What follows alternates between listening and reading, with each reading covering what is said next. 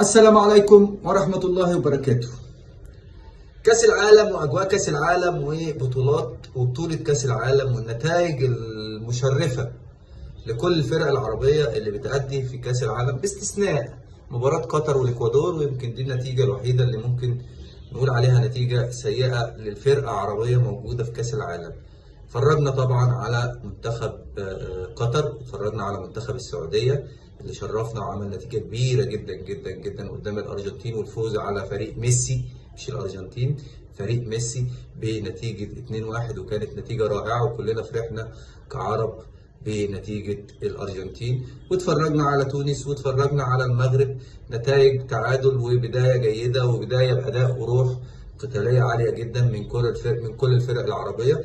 وزعلانين طبعا، وزعلانين جدا جدا جدا على عدم تواجد منتخب مصر، على الرغم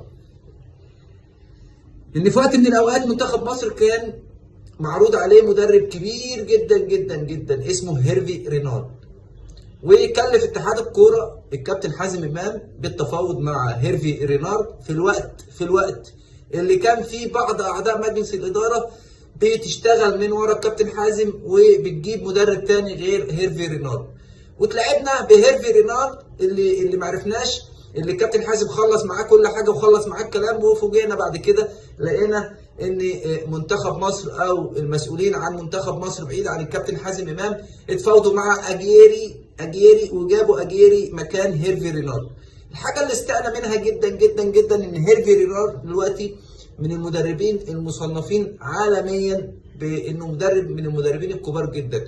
منتخب مصر والاتحاد الكوره يرفضه وهو يوصل مع السعوديه ويكسب الارجنتين. عشان كده بنقول ان الكوره في مصر بتدار بشكل غير منطقي، بتدار بشكل غير مقبول. يعني انا مش فاهم، حط اجيري وحط هيرفي رينارد على المستوى الافريقي والمستوى العربي، هتلاقي ان هيرفي رينارد فارق بشكل كبير جدا. حصل مع زامبيا على بطوله كاس افريقيه، حصل مع كوت ديفوار على بطوله كاس افريقيه، وصل مع المغرب نهائيات كاس عالم، ودي وصل مع السعوديه وعمل نتيجه رائعه في كاس العالم بالفوز على الارجنتين في اول لقاء للمنتخب السعودي، وكانت نتيجه رائعه. يا ريت الناس تتعلم من الاختيار، ازاي نختار وازاي نعرف نجيب مدرب. على الرغم ان احنا يعني مش عارف كان ايه الغية او ايه الغرض من تواجد مستر اجيري اللي هو فشل ذريع مع منتخب مصر، وكان عنده مشكله مع الاتحاد الاسباني، وكان عنده قضيه في حته التلاعب بالنتائج والكلام ده كله.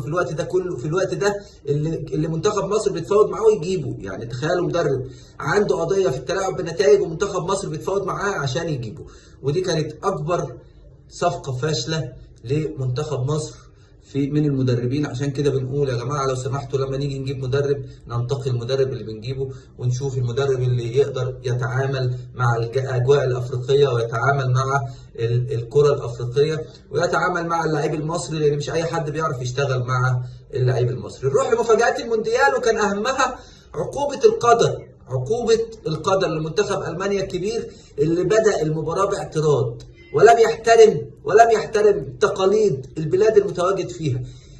هو لازم، لا، عايز منتخب المانيا ان هو يحط شارة علامة المثلية، ودي حاجة فيها اهانة للبلد او للعادات والتقاليد اللي موجودة داخل البلد اللي بتنظم بطولة كاس العالم، اللي بيه قسى عليه منتخب اليابان.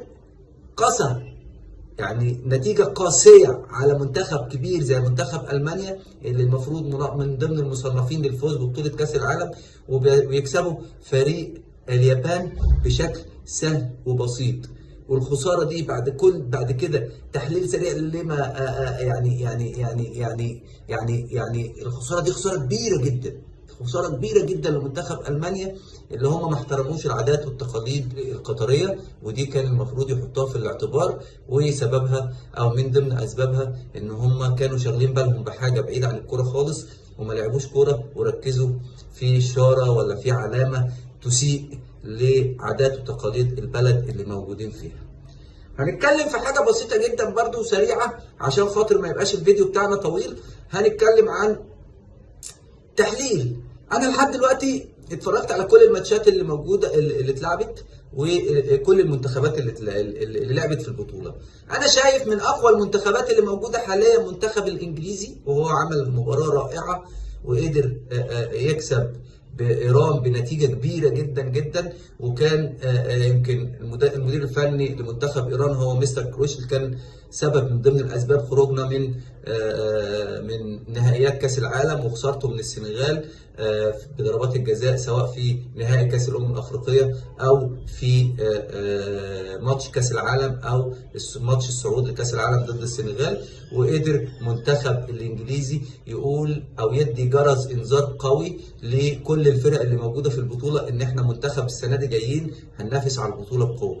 تاني المنتخبات القويه جدا اللي انا بعتبرها منتخب قوي جدا ومنتخب عنده امكانيات فنيه عاليه جدا هو المنتخب الفرنسي، واللي برضه كسب اول ماتشاته بنتيجه كويسه، وقدر ان هو يحصل على اول 3 بونت في المجموعه. وانا برضه بقول ان المنتخب الفرنسي على رغم الغيابات القويه جدا اللي عنده، منها بنزيما، منها كانتي، منها اسماء قويه جدا، يعني في لعيبه بوجبا، في لعيبه قويه جدا، في اسماء تاني طبعا، بس يعني دول الثلاثه الاشهر او الثلاثه الاقوى في منتخب فرنسا وغايبين عن المنتخب الفرنسي في البطوله. انما منتخب فرنسا برضو كشر عن انيابه وقال انا منتخب جاي مش ههزر او مش جاي لا انا جاي برضو احافظ على اللقب بتاعي. وعلى فكره ده من فتره كبيره جدا اول مره من المرات القليله ان المنتخب حامل اللقب في بدايه مشواره في بطوله كاس العالم يكسب اول ماتش